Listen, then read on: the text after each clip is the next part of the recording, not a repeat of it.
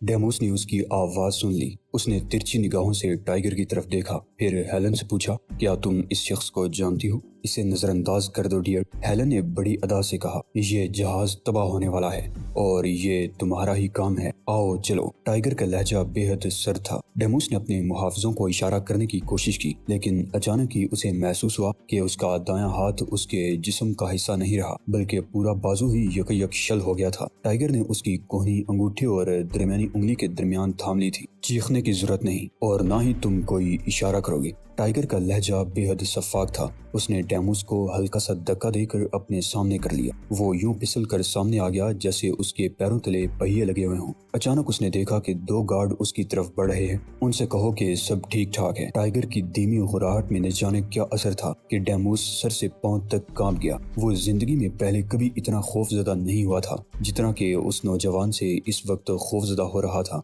उसने खुद को संभालने की कोशिश की, लेकिन उसकी बेपनाह खुद एतमादी न जाने कहाँ गायब हो गई थी। इससे कबल के मुहाफिज उनके करीब पहुंचते, उसने दूर ही से उन्हें कहा, सब ठीक है, तुम लोग अपना काम करो। मुहाफिज सामने से हट गए। टाइगर डेमोस को लेकर आगे बढ़ गया। इस बात से तुम्हारा क्या मतलब था कि ये जहाज तबाह होने वाला है? डेमोस ने चंद कदम चलने के बाद दरियाफ्त किया। टाइगर उसे पकड़े उन सीढ़ियों के पास पहुंच चुका था जो जहाज के निचले हिस्से की तरफ जाती थी। मेरा मतलब था कि तुम्हारे बदमाशों ने जहाज में बम नस्ब कर दिए हैं। अगर वो बम फट गए तो तुम भी उनके साथ ही फटकर बिखर जाओगे। मैं नहीं जानता कि तुम क्या कह रहे हो, डेमोस बुड़बुड़ाया। अभी कुछ ही देर में सब कुछ समझ जाओगे, टाइगर ने सर्द मैरी से जवाब दिया और डेमोस को लेकर उस राहदारी में पहुंच गया जहां खुफिया हिस्से तक जाने का रास्ता था। वो उस दरवाजे तक जा पहुंचा जहां से एक बार पहले भी खुफिया हिस्से में दाखिल हो चुका था, और ये वही रास्ता था जिसे इस्तेमाल करके बहराम ने भी खुफिया हिस्से तक रसाई हासिल की थी। उसने देखा कि बहराम ने लोहे की किसी सलाख से दरवाजा तोड़कर अलग कर दिया था और गालिबन अभी कुछ देर कबल ओशान ने अंदर जाते वक्त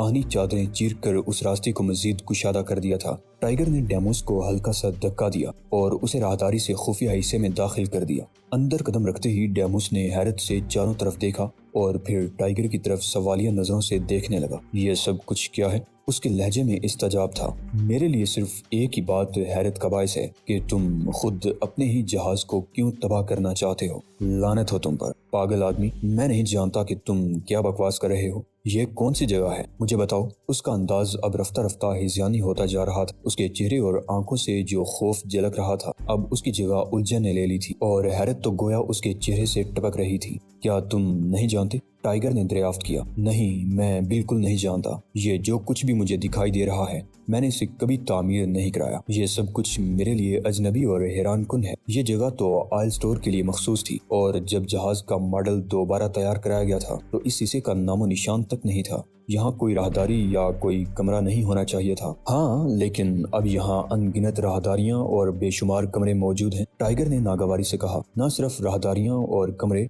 बल्कि कंप्यूटर, क्लोज्ड सर्किट, टीवी और मोहलक बम भी यहाँ मौजूद हैं। अचानक उन्हें सामने से ओशान आता दिखाई दिया। डेमोस उसे देखकर ठिठक गया और फिर हैरत से पलकें चिपका चिपका कर ओशान का जायजा लेने लगा। अंदाज ऐसा ही था जैसे उसने जिंदगी में पहले कभी ऐसी कोई मखलूक न देखी हो। बहुत बुरा, बहुत बुरा, ओशान ने करीब आते हुए अफसोस के इजहार में सर हिलाकर कहा। क्या बात है लिटिल फादर? टाइगर ने बेचैनी से कहा। मैं चंद बम तलाश करने में कामयाब हो चुका हूँ और मैंने उन्हें नाकारा भी बना डाला है, लेकिन अभी और भी कई बम मौजूद हैं। फिक्र न करो लिटिल फादर, हम उन तमाम बमों को नाकारा बना देंगे, टाइगर ने कदरे खुशगवार लहजे में जवाब दिया। इसके अलावा हर तरफ पेट्रोल ही पेट्रोल छिड़का गया है। पेट्रोल की बोतलें और पेट्रोल से भीगे हुए कपड़े की दज्जियां हर तरफ बिखरी हुई थी। मैं हर तरफ रेडियो के आलात भी देख चुका हूँ। थाबीस, डेमोस ने करा कर कहा। यह सब कुछ उसी खबीस का किया धरा है। उसका एक ऐसे जहाज से भला क्या ताल्लुक हो सकता है जो तुम्हारी मलकियत है? टाइगर ने मशकूक लहजे में सवाल किया। उसी ने इस जहाज को तबाह करने का मंसूबा बनाया है और वो इसके साथ साथ मुझे भी डिबो कर नीस्तो नाबूद कर देना चाहता है। वो एक तबाहकार है, वो बहुत जालिम है।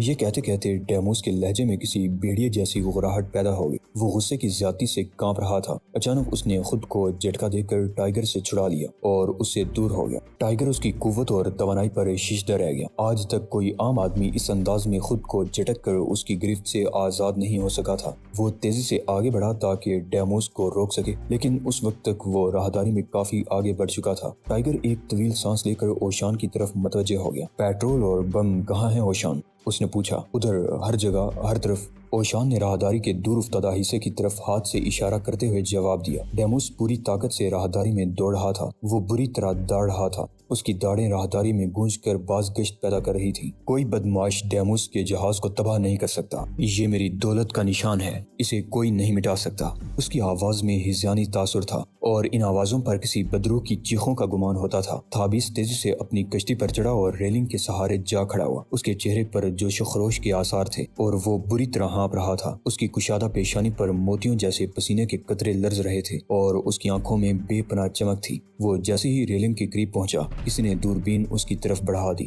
وہ ریلنگ پر جھک گیا اور دوربین کے عدسوں کو حرکت دے کر دنیا کے عظیم ترین جہاز کو اس کے فوکس میں لیتے ہوئے مسکرانے لگا۔ اس کے انداز میں بے پناہ خود اعتمادی اور وقار تھا۔ وہ شاہانہ پن سے ہر حرکت کر رہا تھا اور غالباً اس وقت خود کو ماسٹر آف سچویشن سمجھ رہا تھا۔ رات کی نیم تاریکی میں دھند اور چاندنی کا عجیب سا تاثر تھا۔ اس دھندلی کی چاندنی میں وہ دیو بیکر جہاز بے حد حسین لگ رہا تھا۔ اس کے نیچے سمندر کی بڑی بڑی لہریں یوں بل کھا رہی تھیں جیسے کوئی اژدہا کچل جانے کے بعد تڑپتا ہے۔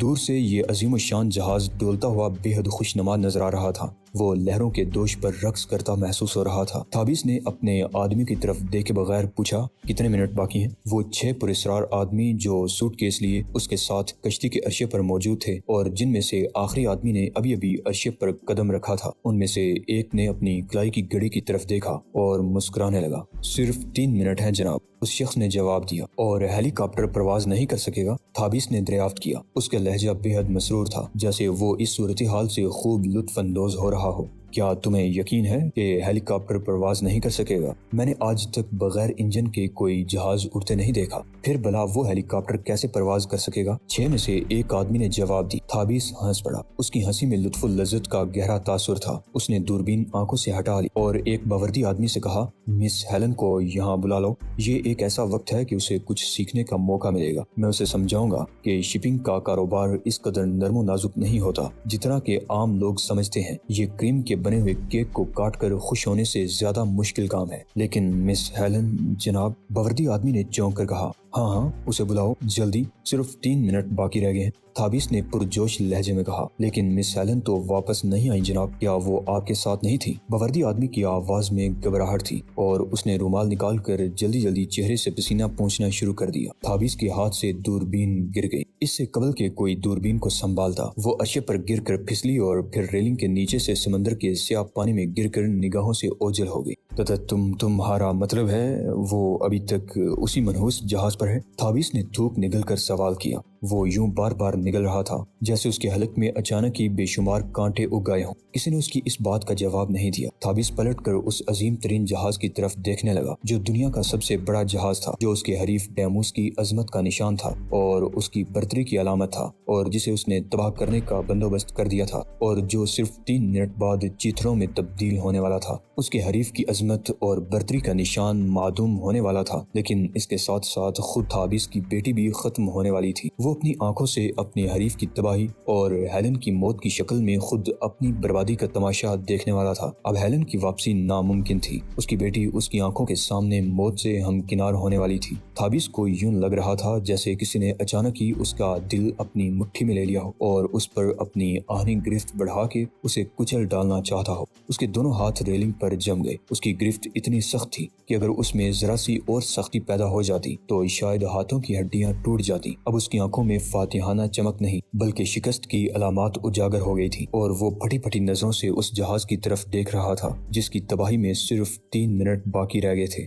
بہت زیادہ، بے شمار۔ ڈیموس بری طرح چیخ رہا تھا۔ اس کی حرکات و سکنات سے دیوانگی جھلک رہی تھی۔ اس نے ڈائنامائٹ کے ایک گچھے سے تار کھینچ کر توڑ دیا۔ بہت زیادہ، بے شمار، وہ بار بار یہی کہہ رہا تھا۔ اچانک وہ خاموش ہو گیا۔ وہ سیدھا ہو کر کھڑا ہوا اور پھر ادھر ادھر دیکھنے لگا۔ راہداری میں ہر طرف ڈائنامائٹ ہی ڈائنامائٹ نصب تھے۔ آتش گیر بموں کی تعداد بھی کم نہیں تھی، اور شیطانوں نے ان بموں کو نصب کرتے وقت ہر ایک کو الگ الگ ٹائمنگ ڈیوائس سے منسلک کیا تھا۔ اس طرح دھماکے کے امکانات 100% ہو گئے تھے۔ اس چال کو ناکام بنانا اب ممکن نہیں لگتا تھا۔ ڈیموس نے مایوسی سے سر ہلایا۔ نہیں، یہ بہت زیادہ ہیں، ہم ان کو الگ نہیں کر سکتے، ہم ان سے نجات حاصل نہیں کر سکتے۔ اب اس کی آواز کراہنے کی آواز بن گئی تھی، شکست رفتہ رفتہ اس کی اعصاب پر اپنے پنجے گاڑ رہی تھی۔ ڈیموس نے ٹائیگر اور اوشان کی طرف دیکھا، وہ بھی ڈائنامائٹ اور بموں سے منسلک تاروں کو الگ کرنے میں مصروف تھے۔ میرا خیال ہے فرزند، اوشان نے ایک ڈائنامائٹ کو ناکارہ بناتے ہوئے کہا، اس سے قبل کہ ہماری روحیں ہمارے جسموں کا کیما ہوتے دیکھیں،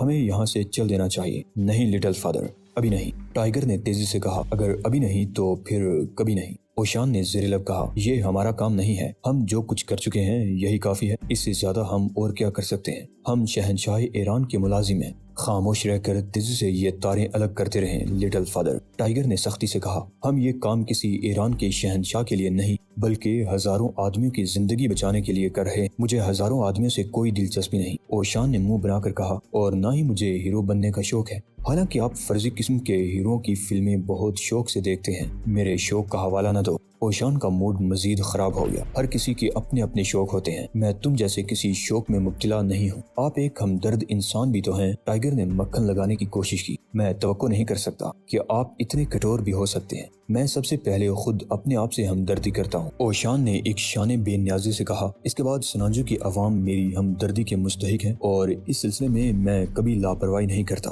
ٹائیگر سوچ میں پڑ گیا۔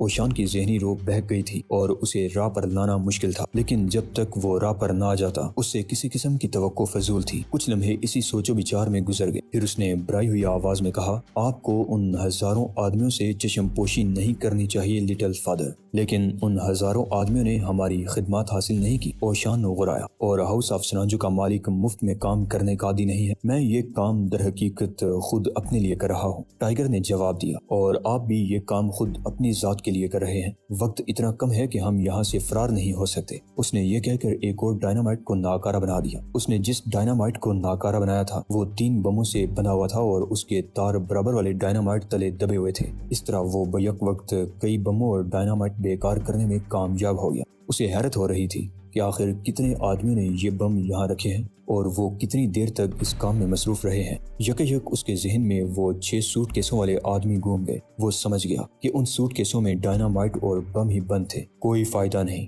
ڈیموس ان کے قریب آ کر بولا، یہ ڈائنامائٹ اب پھٹنے ہی والے ہیں، ہم ان سب کو ناکارہ نہیں بنا سکتے، ان سب کے دھماکوں سے جہاز کے پرخچے اڑ جائیں اور یہ تباہ ہو جائے گا۔ غصے اور مایوسی کے عالم میں وہ اس دیوار پر گوسے برسانے لگا جو اس راہداری اور انجن روم کے درمیان حائل تھی۔ اس کے چہرے کی جھریوں میں آنسو بہہ نکلے تھے۔ وہ ذلیل، اس نے بالآخر مجھے تباہ کر دیا۔ وہ غصے سے اپنے بال نوچنے لگا۔ اچانک ٹائیگر نے ایک خفیف سی سرسراہٹ محسوس کی، اس کے ساتھ ہی ہلکا سا دھواں اٹھا، پھر دور افتادہ حصے میں ایک دھماکہ ہوا۔ ٹائیگر کے حساس نتھنوں سے پیٹرول کے جلنے کی بو ٹکرائی۔ جس جگہ دھماکہ ہوا تھا وہ یہاں سے خاصی دور تھی، اور اس کے باوجود جلد ہی ڈیموس نے بھی دھوئیں کی بو سونگ لی۔ ٹائیگر نے اس جانب دیکھا، اسے دھوئیں کی ایک لکیر تیزی سے راہداری میں سفر کرتی دکھائی دی۔ میرا جہاز، میرا جہاز! ڈیموس حلق کے بل چیخ پڑا۔ اس پر ایک بار پھر ہذیانی کیفیت طاری ہو رہی تھی۔ بہتر ہوگا کہ ہم یہاں سے چل دیں۔ ٹائیگر کے لہجے میں بھی مایوسی آ گئی۔ اب کچھ نہیں ہو سکتا۔ نہیں، ڈیموس نے شدت سے نفی میں سر ہلایا۔ میں نہیں جاؤں گا، میں یہیں رہوں گا، یہ میرا جہاز ہے، میں اس کے ساتھ ہی ڈوبوں گا۔ ایک بار پھر اس کے آنسو رخساروں کی جھریوں میں بہنے لگے۔ میں اسی جگہ رہوں گا، میں نہیں جاؤں گا۔ ہو سکتا ہے ابھی کچھ وقت ہو اور ہم یہاں سے زندگی بچا کر نکل جانے میں کامیاب ہو جائیں۔ ٹائیگر نے اسے سمجھانے کی کوشش کی۔ اسٹیل کی دیواروں میں ایک بار پھر دھماکہ ہو، ایک اور بم پھٹ گیا تھا۔ دھوئیں کے بادل اٹھنے لگے تھے، پیٹرول کو آگ لگنے سے ہر طرف بو پھیل رہی تھی۔ چلو، ٹائیگر نے سختی سے کہا۔ ٹھہرو، ڈیموس یک خاموش ہو گیا۔ وہ گہری سوچ میں ڈوبا ہوا معلوم ہو رہا تھا۔ ہم یہ سب کچھ ڈبو سکتے ہیں، اس نے دور افتادہ حصے کی طرف ہاتھ سے اشارہ کرتے ہوئے کہا۔ اگر یہ سب کچھ بھیگ جائے تو ناکارہ ہو سکتا ہے۔ بھیگ جائے؟ ٹائیگر چونک پڑا۔ وہ کیسے؟ اگر ہم کسی طرح اس جگہ پانی لے آئیں تو یہ سب کچھ بھیگ کر بیکار ہو جائے گا، ڈیموس پرجوش لہجے میں کہہ رہا تھا۔ اگر ہم جہاز کو پانی سے بھر دیں گے تو یہ ڈوب جائے گا، ٹائیگر نے کہا۔ اس کی سمجھ میں ابھی تک یہ بات نہیں آ سکی تھی کہ ڈیموس اس سے کیا کہنا چاہتا ہے۔ نہیں، جہاز نہیں ڈوبے گا اور یہ بم وغیرہ بھی ناکارہ ہو جائیں گے۔ وہ ایک لمحے کے لیے خاموش ہو گیا۔ لیکن نہیں، ہم یہاں سمندر کا پانی نہیں لا سکتے۔ اوشان ہنس پڑا۔ سمندر میں پانی کی کمی نہیں ہے، اس نے عجیب سے لہجے میں کہا۔ ایک اور دھماکہ ہوا۔ وہ لوگ جس جگہ کھڑے تھے وہاں کے ڈائنامائٹ اور بم چونکہ ناکارہ بنائے جا چکے تھے، اس لیے فی الحال انہیں کوئی نقصان نہیں پہنچ سکتا تھا۔ البتہ راہداری کے دور افتادہ سرے پر دھماکوں کا سلسلہ شروع ہو گیا تھا۔ وہاں دھواں ہی دھواں پھیل گیا تھا اور اسٹیل کے فرش یا اسٹیل کی دیواروں پر پیٹرول کے جلنے سے شعلے رقص کرنے لگے تھے۔ شعلوں کی تڑتڑاہٹ بے حد خوفناک انداز میں سنائی دے رہی تھی اور ہر طرف برا دھواں بادلوں کی شکل میں پھیلتا نظر آنے لگا تھا۔ تم کسی ایسی دیوار کی نشاندہی کر سکتے ہو جس کے دوسری طرف سمندر کا پانی موجود ہو؟ ٹائیگر نے اوشان کی بات سمجھتے ہوئے ڈیمو سے سوال کیا۔ ادھر، اس طرف، وہ دیوانہ وار ایک طرف اشارہ کرنے لگا۔ لیکن ہم اس دیوار کو توڑ نہیں سکتے۔ ہم اسے توڑ سکتے ہیں، ٹائیگر نے کہا۔ ہمیں وہ جگہ دکھاؤ۔ ڈیموس تیزی سے راہداری میں دوڑ پڑا۔ وہ بھورے سوٹ میں ایک مختصر سا اور عجیب قسم کا جانور لگ رہا تھا، لیکن اس وقت اسے دوڑتے دیکھ کر ٹائیگر کو بے حد حیرت ہو رہی تھی۔ اس نے اپنی زندگی میں کسی عام آدمی کو اتنی تیزی سے دوڑتے ہوئے کبھی نہیں دیکھا تھا۔ یک ڈیموس ایک جگہ رک گیا اور سامنے والی دیوار کی طرف اشارہ کر کے پاگلوں کی طرح چیخنے لگا۔ اس دیوار کے پیچھے سمندر موجود ہے، ادھر پانی موجود ہے۔ کاش کسی طرح یہ دیوار ٹوٹ جائے، اس میں کسی طرح شگاف پڑ جائے تو سمندر اس حصے میں گھس آئے گا۔ وہ بری طرح ہاتھ مل رہا تھا۔ اس کی بے قراری اور بے تابی دیکھنے والی تھی، لیکن یہ اسٹیل کی 3 انچ موٹی دیوار تھی۔ اسٹیل، ٹائیگر نے زیر لب کہا۔ ہاں، لیکن بعض لوگ بھی اسٹیل کے بنے ہوئے ہوتے ہیں۔ اوشان کے لہجے میں اب بھی عجیب سا تاثر تھا۔ بہتر ہوگا کہ تم یہاں سے نکل جاؤ، ٹائیگر نے ڈیمو سے کہا اور اوپر دیکھنے لگا۔ وہ چونک پڑا۔ اس حصے میں ان کے سروں کے اوپر کچھ فاصلے پر ایک خفیہ دروازہ تھا۔ ٹائیگر سمجھ گیا کہ یہ وہی خفیہ راستہ ہے جسے دہشت پسند جہاز کے خفیہ حصے میں داخل ہوتے تھے اور اتنی خاموشی سے چلے جاتے تھے کہ کسی کو ان کی آمد و رفت کا کانوں کان پتہ نہیں چلتا تھا۔